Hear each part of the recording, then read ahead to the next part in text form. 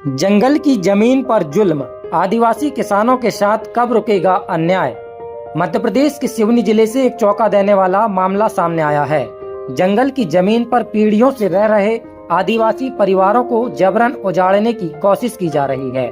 खेतों पर छिड़का गया जहरीला केमिकल, अब नष्ट की गई फसलें और अब पीड़ित लगा रहे हैं न्याय की गुहार। नमस्कार, आप देख रहे हैं BS न्यूज नेटवर्क और हम बात कर रहे हैं उस अन्याय की जो आदिवासी किसानों के साथ हो रहा है। मामला है गोंडवाना गणतंत्र पार्टी जिला सिवनी द्वारा उठाए गए एक गंभीर मुद्दे का और लगाए गए आरोपों का।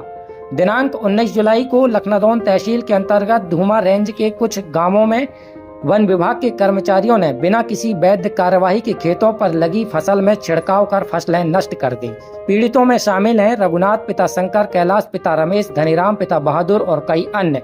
पीड़ितों की सूची लंबी है। किसी के घर तोड़े गए, किसी की फसल बर्बाद की गई, तो किसी के बुजुर्ग पिता को जमीन से हटाया गया। ये वही किसान हैं जिन्होंने सालों से इसी जमीन पर खेती कर अपने बच्चों का पेट पाला है।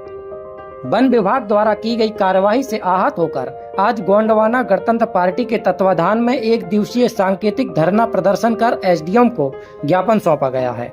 सौंपे गए ज्ञापन में बताया गया कि वन अधिकार अधिनियम 2006 और 2008 के तहत जो लोग वर्षों से जंगल की भूमि पर रह रहे हैं उन्हें विस्थापित नहीं किया जा सकता जब तक कि उनकी दावेदारी पर प्रक्रिया पूरी न हो। परंतु इन ग्रामीणों को न तो सुनवाई हुई और न ही दस्तावेजी प्रक्रिया का पालन।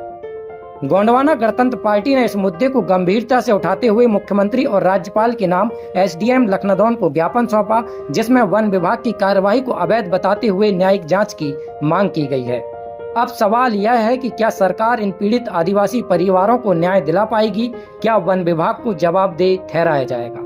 अगर आप भी चाहते हैं कि इन किसानों को न्याय मिले तो इस वीडियो को अधिक से अधिक शेयर करें, लाइक करें और कमेंट करके अपनी राय जरूर दें। ऐसे ही मुद्दों पर लगातार अपडेट के लिए हमारे चैनल को सब्सक्राइब जरूर करें। Bureau report BS news network Seoni. है कि वन विभाग द्वारा कोई कार्रवाई की गई है उसके संबंध में जांच करवाने के लिए, और यदि कोई जांच में कोई दोषी पाया जाता है तो उसके विरुद्ध कार्रवाई करने के लिए उनका ज्ञापन है। साथ में वन अधिकार पट्टों की जो कार्रवाई है उसको त्वरित कराने के लिए ज्ञापन सौंपा गया है। इसको हम लोग प्राथमिकता में रखकर इस पर जल्दी जाँच करवाएंगे, और यदि फॉरेस्ट राइट एक्ट के तहत पट्टों की कार्रवाई है या अन्य इनके दावे हैं उन पर कार्रवाई करनी है तो वो शीघ्र हम लोग उस पर काम शुरू कर रहे हैं। Thank you. क्या फॉरेस्ट राइट एक्ट के मामलों को लेकर हम आए थे, क्योंकि क्या है कि अनुसूचित क्षेत्र है, साथ ही वन अधिकार कानून यहाँ लागू है। और सरकार ने क्या किया, 1 जनवरी 2008 के बाद में जब ये कानून लागू हुआ और आज 2025 है और इतने कुछ हजार या सैकड़े में ये प्रकरण होंगे, लेकिन 16-17 सालों में इन प्रकरण को निराकरण नहीं किया गया। साथ ही वन विभाग ने क्या किया कि जो फसलें हैं उन फसलों पे सफरचट केमिकल डाल दिया, जिसको सफाया कहते हैं अपनी क्षेत्रीय भाषा में। ये उसके डालने से क्या है, केमिकल जैविक विविधताएं, पौधे सब नष्ट हो जाता है। तो ये अपराध की श्रेणी में आता है और किसी भी लोक सेवक को ये करने का दायित्व तो संविधान ने नहीं दिया है, लेकिन उन्होंने अपराध किया है। तो हम माननीय महोदय से कहें कि जो IFR के जितने भी प्रकरण हैं उनका निराकरण आप 15 दिन के करें। साथ ही साथ वन विभाग के ऊपर आपराधिक मामले लगाते हुए और जांच करके उनके ऊपर आपराधिक मामले लगाएं, ताकि ये जो कृत्य है ये दोबारा ना हो।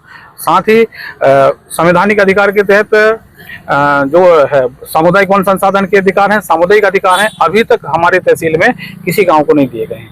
पेशा के ग्राम को सशक्तिकरण नहीं हुए हैं। इन सब बातों को लेकर के हमने आज यहाँ पर दिए हैं और 15 दिन का हमने टाइम लिया है कि 15 दिन के अंदर आप शिविर लगा करके इनका निराकरण करें। 15 दिन के अंदर अगर नहीं होता है तो हम जिला स्तर पे, क्योंकि ये एक जगह की समस्या नहीं है, पूरे जिले की समस्या है, तो हम एक वृहद आंदोलन 15 दिन के बाद में करेंगे अगर इन समस्याओं को निराकरण नहीं होते हैं।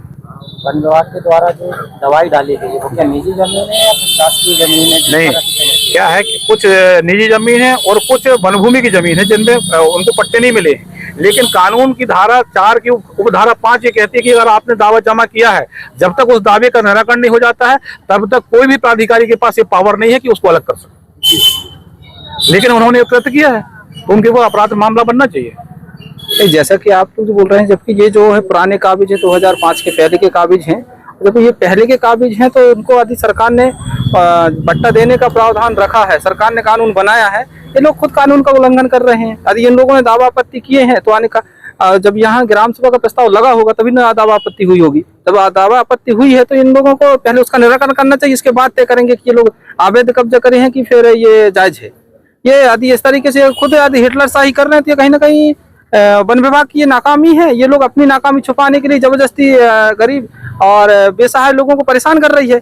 और जिस तरीके से उन्होंने जो कीटनाशक डाला, मुझे तो नहीं लगता ये कहीं से कहीं कानूनी तरीके से उचित है। ये आयोजित कार्यक्रम इन्होंने किया और ये इनको सजा मिलना चाहिए। इनको ऊपर वैधानिक कार्रवाई हो, नहीं करेंगे लोग 15 दिन का हम लोगों को अल्टीमेटम दिए, इसके बाद हम जिला स्तर में बड़ा आंदोलन करेंगे। ये समस्या कोई लखनऊ अकेले की नहीं, ये पूरे जिला में ये समस्या चल रही है और उन्होंने गणतंत्र पार्टी ने इसकी जिम्मेदारी पूरे जिला में उठाई और हम लोग इस लड़ाई को जब तक इन लोगों को न्याय नहीं मिलेगा तब तक हम इनके लिए साथ लड़ने के लिए तैयार हैं।